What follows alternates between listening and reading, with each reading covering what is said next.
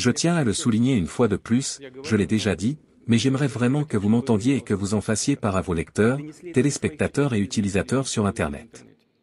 Comprenez-vous, oui ou non, que si l'Ukraine rejoint l'OTAN et récupère militairement la Crimée, les pays européens seront automatiquement entraînés dans un conflit militaire avec la Russie? Bien sûr, les potentiels de l'OTAN et de la Russie ne sont pas comparables. Nous le savons. Mais nous savons aussi que la Russie est l'une des premières puissances nucléaires. Et, dans certaines de ses composantes modernes, voire, même, on avance sur beaucoup d'autres pays. Il n'y aura pas de vainqueur. Et vous serez entraîné dans ce conflit contre votre volonté. Et vous n'aurez même pas le temps de cligner des yeux quand vous aurez à appliquer l'article 5 de l'OTAN. Monsieur le Président, Macron, ne veut certainement pas de ça et moi non plus. Et moi non plus. C'est la raison pour laquelle il est venu me tourmenter pendant 6 heures d'affilée.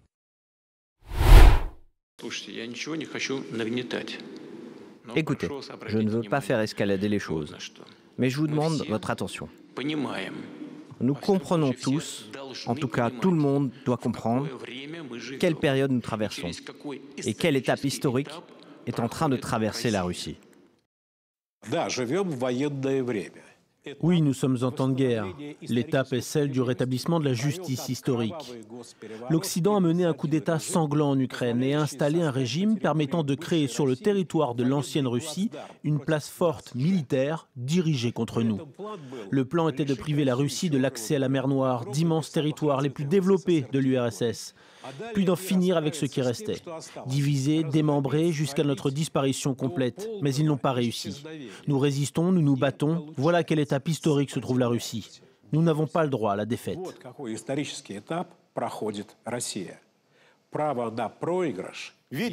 En voyant la situation sur le front, notre ennemi prépare son propre plan, ou plutôt nos ennemis.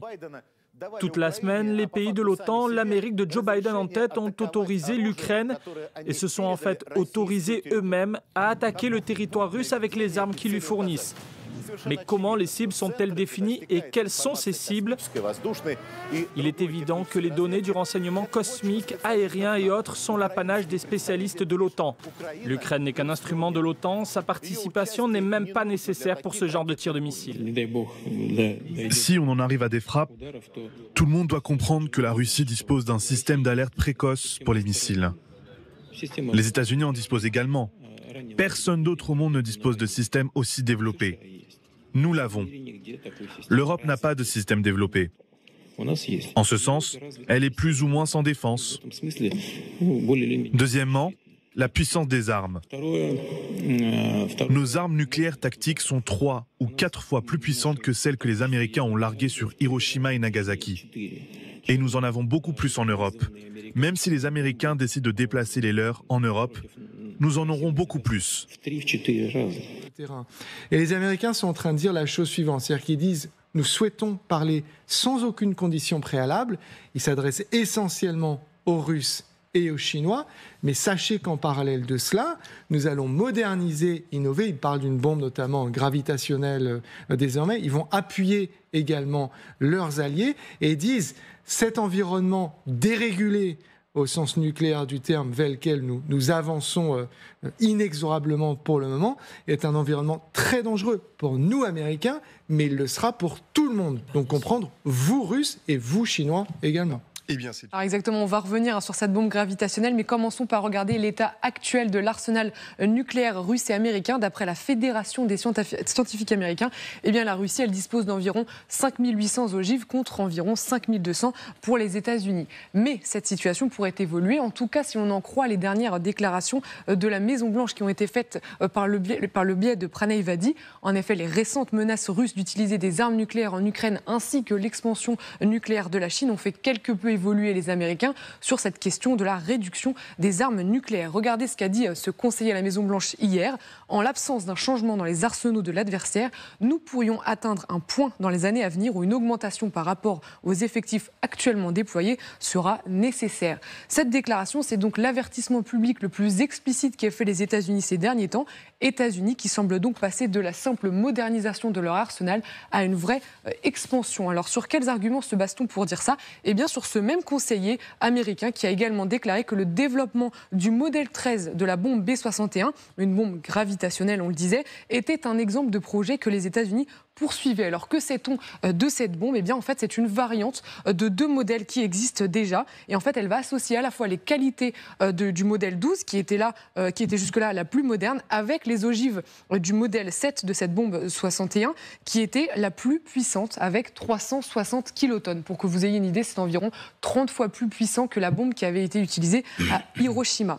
Enfin, dernière information, eh bien, elle sera livrable, cette bombe B-61 que vous voyez à droite, par des avions modernes américains, comme par exemple les bombardiers furtifs B-21 que vous voyez juste à gauche. Alors a priori, seulement quelques dizaines de bombes de ce modèle devraient être produites et d'après le département de la défense américain, elles offriront au président des options supplémentaires contre certaines cibles plus militaires, certaines cibles militaires plus difficiles et de grande envergure.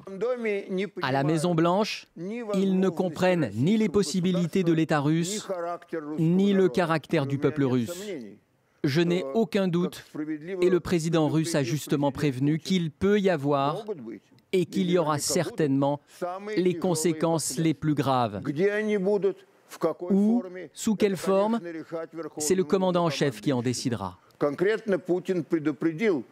Poutine a averti certains voisins de la Russie parmi les petits pays densément peuplés. Pour eux, les conséquences peuvent être graves. Mais si vous regardez la carte du monde, il y a énormément d'autres possibilités pour créer des problèmes pour les États-Unis. Je suis absolument certain d'une chose. L'époque où l'OTAN, en utilisant l'Ukraine, portait des coups contre le territoire russe en toute impunité est révolue. Le président Biden devra comprendre que la folie des lâches n'est pas une voie vers la victoire.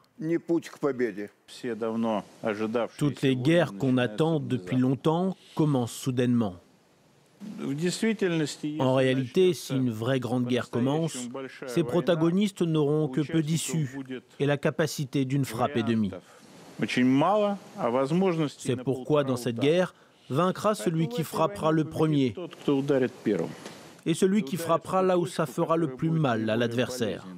En décembre dernier, Zelensky a permis de localiser l'une des infrastructures clés d'où l'Occident mène sa guerre contre la Russie.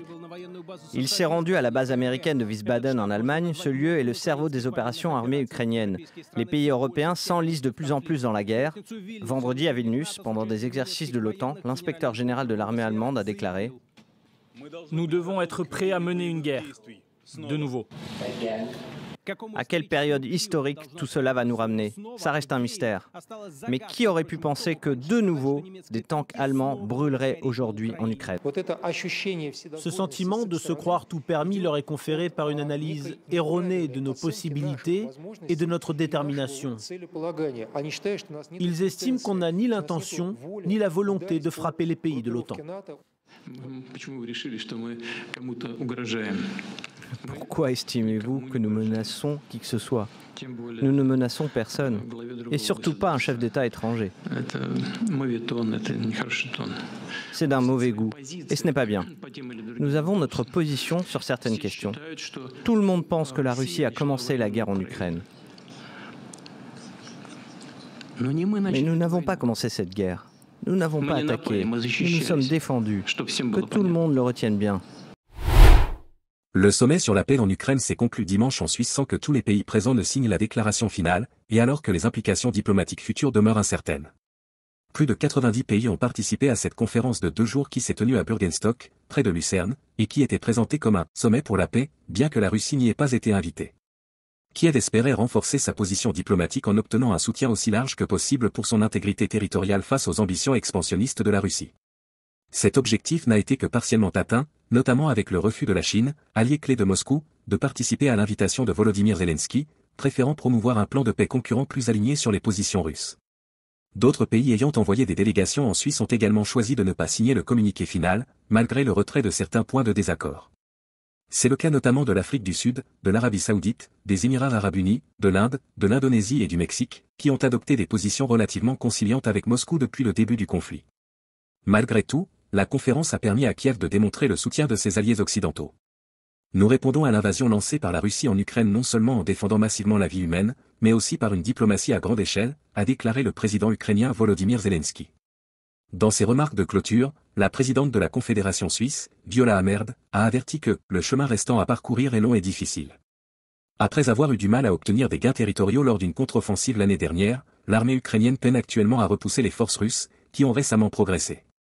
Le chemin vers la paix nécessite patience et détermination, a déclaré Ursula von der Leyen, présidente de la Commission européenne. Elle a également ajouté, ce n'était pas une négociation de paix parce que Poutine ne veut pas sérieusement mettre fin à la guerre. Il insiste sur la capitulation de l'Ukraine et la cession de territoires, même ceux qu'il n'occupe pas actuellement. Zelensky a mis l'accent sur des questions pratiques comme la sécurité nucléaire et alimentaire lors du sommet. Le communiqué final a demandé spécifiquement que l'Ukraine ait le contrôle de la centrale nucléaire de Zaporijia et que l'accès aux ports ukrainiens de la mer d'Azov soit rétabli. Il n'a toutefois pas abordé des questions plus délicates telles que l'adhésion de l'Ukraine à l'OTAN ou les modalités du retrait des troupes russes et ukrainiennes à la fin du conflit. Si nous pouvons obtenir plus d'alliés déclarant « cette situation ne peut pas durer, c'est inacceptable » ou « c'est excessif », cela augmentera la pression morale sur la Fédération de Russie, a déclaré le chancelier autrichien Karl Nehammer. Aucun pays ne s'est porté volontaire pour accueillir un nouveau sommet, et l'Arabie Saoudite, un temps envisagée comme hôte potentiel, est restée particulièrement discrète sur la question. Si on parle des résultats de cette rencontre, ils sont proches de zéro. Le Kremlin a critiqué, lundi 17 juin, l'issue de la conférence de paix sur l'Ukraine, qui a réuni en Suisse, samedi et dimanche, plus de 90 pays, en l'absence de la Russie et de la Chine. Toute discussion sérieuse n'a aucun avenir sans la présence de la Russie, a lancé le porte-parole de la présidence russe, Dmitry Peskov. L'immense majorité des pays représentés au sommet de Bürgenstock, dans le centre de la Suisse ont convenu, dimanche, que le dialogue entre toutes les parties et le respect de l'intégrité territoriale de l'Ukraine était le chemin à suivre pour mettre fin au conflit ukrainien.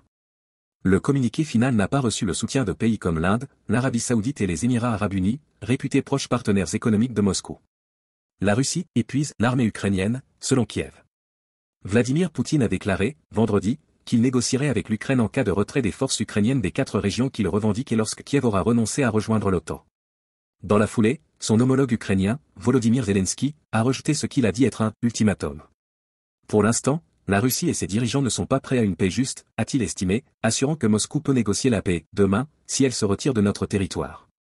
Sur le terrain, l'Ukraine a jugé, lundi, que la Russie intensifiait ses attaques sur le front et pour maximiser l'épuisement des troupes ukrainiennes, avant l'arrivée de l'aide militaire occidentale, notamment des avions de chasse F-16.